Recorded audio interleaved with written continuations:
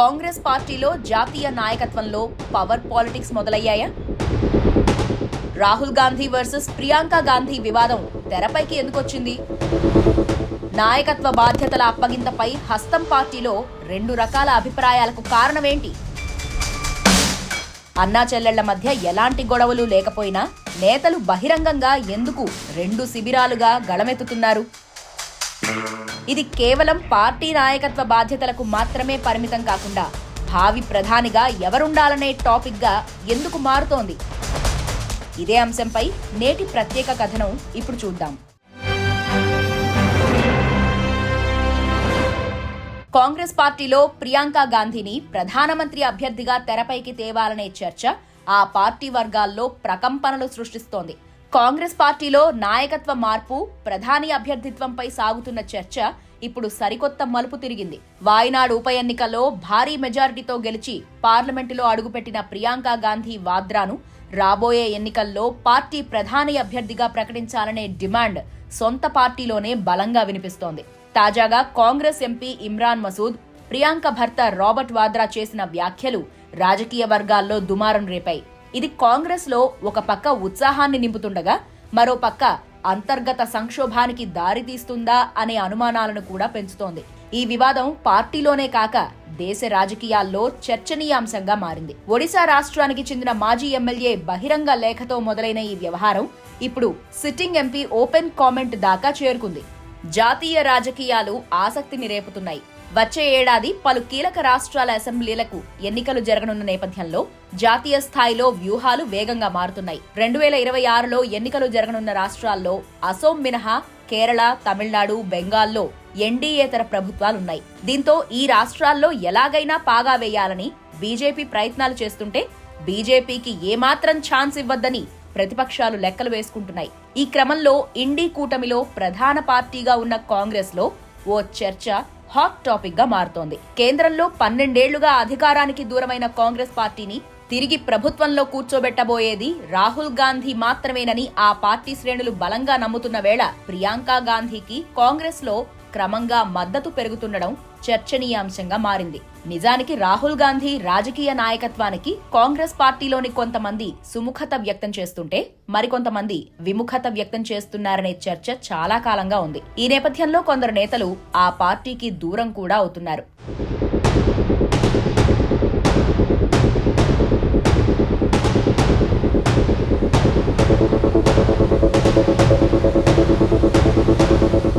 అయినా రాహుల్ గాంధీ మాత్రం అవి ఏవీ పట్టించుకోకుండా ముందుకు సాగుతున్నారు. అయితే తాజాగా కాంగ్రెస్ పార్టీలో రాహుల్ గాంధీకి బదులు ఆయన సోదరి ప్రియాంక గాంధీకి ఆదరణ పెరుగుతుండడం ఆసక్తికర చర్చగా మారింది. ఇటీవల జరిగిన పార్లమెంటు శీతాకాల సమావేశాల వేళ రాజకీయం ఇంట్రెస్టింగ్ గా మారింది.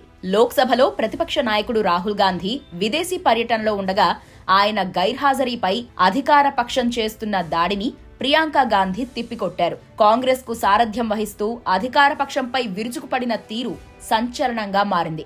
ముఖ్యంగా వందే మాతరం, నరేగా చట్టం స్థానంలో తెచ్చిన జీ బిల్లుపై చర్చ సందర్భంగా గాంధీ, నెహ్రూలను టార్గెట్ చేస్తున్న బీజేపీకి ప్రియాంక ఇచ్చిన కౌంటర్స్ అందరినీ ఆకట్టుకున్నాయి. పార్లమెంటు సమావేశాల చివరి రోజు ప్రధానితో మీటింగ్ కు ప్రియాంక అటెండ్ కావడంతో అందరి దృష్టిలో మరోసారి పడ్డట్లయింది. దీంతో పార్టీలో రాహుల్ స్థానాన్ని ప్రియాంక భర్తీ చేస్తారనే టాక్ జోరుగా వినిపించడం మొదలైంది. 2024 పార్లమెంటు ఎన్నికల సందర్భంగా భారత్ జోడో యాత్రతో రాహుల్ గాంధీ ఇమేజ్ ఒక్కసారిగా పెరిగింది. జాతీయ స్థాయిలో గుర్తింపు వచ్చింది. ఆ పరిస్థితుల్లోనే ఇండీ కూటమి ఏర్పాటైంది.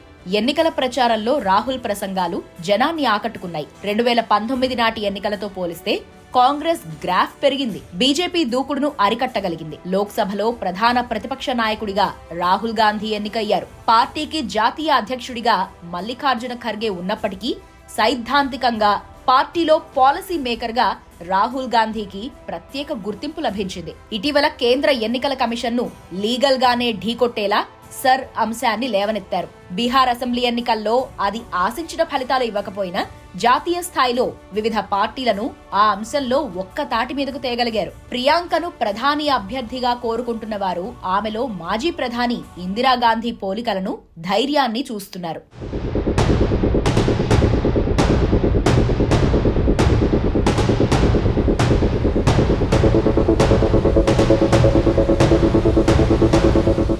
ముఖ్యంగా బంగ్లాదేశ్ వంటి విదేశీ వ్యవహారాల్లో దేశీయ సమస్యలపై ఆమె స్పందిస్తున్న తీరు ఇందిరాగాంధీని గుర్తు చేస్తోందని ఇమ్రాన్ మసూద్ వంటి నేతలు వాదిస్తున్నారు. ఈ ఇందిరమ్మ సెంటిమెంట్ ప్రజల్లోకి బలంగా వెళ్తుందని, తద్వారా మోదీని ఎదుర్కోవడం సులభమవుతుందని కాంగ్రెస్ లోని ఒక వర్గం గట్టిగా నమ్ముతోంది. ఇది రాహుల్ గాంధీ ఐడియాలజికల్ పోరాటం కంటే పదునైన ఫలితాలనిస్తుందని వారి భావన అని రాజకీయ విశ్లేషకులు అభిప్రాయం వ్యక్తం చేస్తున్నారు. కాగా హస్తం పార్టీ తరపున ప్రధానమంత్రి అభ్యర్థిగా ప్రియాంక గాంధీని ఎంపిక చేయాలని ఆ పార్టీ ఎంపీ ఇమ్రాన్ మసూద్ ఇటీవల వ్యాఖ్యానించారు. ఈ వ్యాఖ్యలపై ప్రియాంక గాంధీ వాద్రా భర్త రాబర్ట్ వాద్రా కూడా స్పందించారు. ప్రియాంక ప్రధాని కావాలని చాలా చోట్ల నుంచి డిమాండ్లు వస్తున్నాయని ఆయన అన్నారు. కాంగ్రెస్ పార్టీ తరపున ప్రియాంక గాంధీ ప్రధానమంత్రి అభ్యర్థిగా ఉండాలనే చర్చపై బీజేపీ స్పందించింది. కాంగ్రెస్ పార్టీ ఎప్పుడూ గందరగోళంలో ఉంటుందని, ఐఎన్సీ అంటే సాధారణంగా ఇండియన్ నేషనల్ కాంగ్రెస్ అని, కానీ ఈ పేరు కంటే ఐ నీడ్ కన్ఫ్యూజన్ అనే పేరు ఆ పార్టీకి బాగా సరిపోతుందని